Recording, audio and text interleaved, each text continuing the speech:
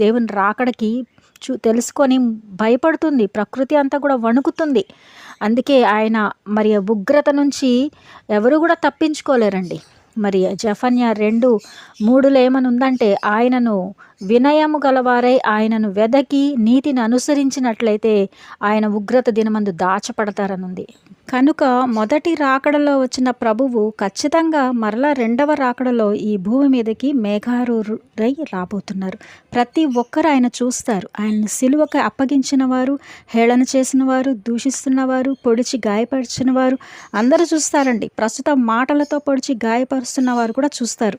ఆ దినం రొమ్ము కొట్టుకొని ఏడుస్తారు. అవిధేయులు, అవిశ్వాసులు, మరి పంచభూతములు లయము కాబోతున్నాయి. ప్రియమైన వారులారా, ఆయన యందు నమ్మిక ఉంచిన వారు ఆయనని హత్తుకుంటారు. ఆయనతో కూడా మధ్యాకాశంలోనికి కొనిపోబడతారు. మిగిలిన వారు ఈ భూమి మీద ఎన్నో శ్రమలకి లోనవుతారండి. ఎన్నో